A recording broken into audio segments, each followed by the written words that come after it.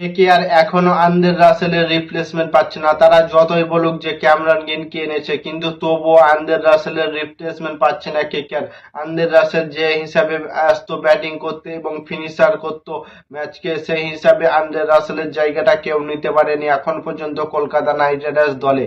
Andre Russell যে একাই match জিতিয়ে রাখার ক্ষমতা রাখতো, তার বোলিং লাইন আপ এবং তাকে দেখে প্রত্যেকটা বলার ভয় করতো।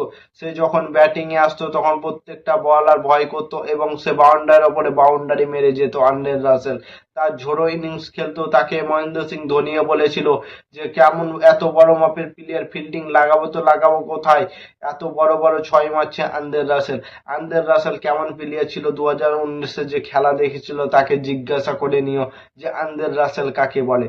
তো কলকাতা নাইট রাইডার্স এখনো সমস্যার মধ্যে আছে, যে ফিনিশার টাচটা দিত আন্দ্রে রাসেল, সেই ফিনিশার টাচটা দিতে পারে না এখন কলকাতা নাইট রাইডার্স দলে। ফিনিশার রিঙ্কু সিং আছে, রমনদীপ সিং আছে, কিন্তু তবুও তারা ঠিকঠাক ভাবে ফিনিশিং টাচটা দিতে পারছে না। রিঙ্কু সিং ফিনিশারের রোলটা একবার দুবার হয়েছে, এখন আর ফিনিশিং রোলটা করতে পারছে না রিঙ্কু সিং। রিঙ্কু সিং এখন 4 নাম্বার অথবা 5 নাম্বারের ব্যাটিং হয়ে গেছে। সে একটু ডিফেন্সিভ খেলবে, তারপরে অ্যাগ্রেসিভ মেজাজে আসবে, এসে যে কয়েকটা 4-6 মারতে পারবে সেই রকম ফিনিশিং টাচটা রিঙ্কু সিংও দিতে পারছে না। এবং রমনদীপ সিং এর কথা তো বাদ দাও, কলকাতা নাইট রাইডার্স দলে এই জায়গাটা একটা বড় সমস্যা হতে পারে 2027 আইপিএলে। এই জায়গাটায় একটা ভালো বড় মাপের প্লেয়ার আনা দরকার।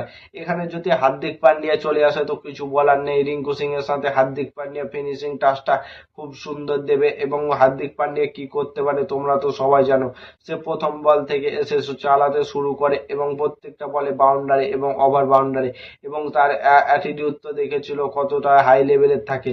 তো এই জায়গাটায় যদি হার্দিক পান্ডিয়া চলে আসে, কলকাতার ক্যাপ্টেন্সির প্রবলেম সলভ হয়ে যাবে। এবং কলকাতার আরেকটা হবে যে এইখানে ফিনিশিং টাচটা পাবে এবং একটা ঝোড়ো ইনিংস খেলার ব্যাটিং পাবে, একটা বলার পাবে কলকাতা নাইট রাইডার্স 4 ওভার করার জন্য। তো কলকাতা নাইট রাইডার্স হার্দিক পান্ডিয়াকে যদি দলের মধ্যে আনতে পারে তো 5 থেকে 6টি প্রবলেমের সলিউশন হয়ে যাবে। একটা ইন্ডিয়ান প্লেয়ার পাবে, একটা পেস বলার পাবে, ঝোড়ো ইনিংস খেলা ব্যাটিং পাবে, একটা অলরাউন্ডার পাবে এবং সেখানে ফিনিশারও পাবে একটা হার্দিক পান্ডিয়া রূপে। হার্দিক পান্ডিয়াকে আনতে পারলে কলকাতার ফিনিশিং একটা অনেকটা স্ট্রং হয়ে যাবে। তো আমার মনে হয় রমনদীপ সিংকে রিলিজ করে দেওয়া উচিত। রমনদীপ সিং এর দরকার নেই, কারণ রমনদীপ সিং এর কাজটা এখন অনুকূল রয় করে দিচ্ছে। এবং হর্ষিত রানা তো আছে অলরাউন্ডার। হর্ষিত রানা কেমন অলরাউন্ডার ভাবো, সে ইন্ডিয়ার প্রত্যেকটা টিমে জায়গা পাচ্ছে এবং প্রত্যেকটা ফ্র্যাঞ্চাইজি থেকে খেলছে ইন্ডিয়া টিমে। তো হর্ষিত রানা, অনুকূল রয়, রিঙ্কু সিং, হার্দিক পান্ডে, এই যদি 4 জন থাকে তো 4 জনের মধ্যে 2 জনও যদি খেলে দেয় তো ম্যাচ একতরফা ভাবে বের করে দিতে পারে কলকাতা নাইট রাইডার্স থেকে। এবং এই দিক থেকে এরা 4 জনের মধ্যে 3 জনই বল করতে পারে, যেমন ক্যামেরন গ্রিনও বল করতে পারে, রিঙ্কু সিং বাদ খালি বল করতে পারে না। অর্থাৎ হার্দিক পান্ডিয়া বল করতে পারবে, অনুকূল রয়ও বল করতে পারবে এবং হার্দিক রানাও বল করতে পারবে।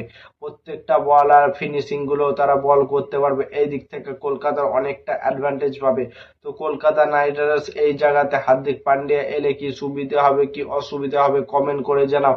আর নতুন কোনো ক্রিকেটের ভিডিও আর আপডেট পেতে চ্যানেলটাকে সাবস্ক্রাইব এবং ফলো করতে ভুলো না। ততক্ষণের জন্য টাটা, বাই বাই, জয় হিন্দ।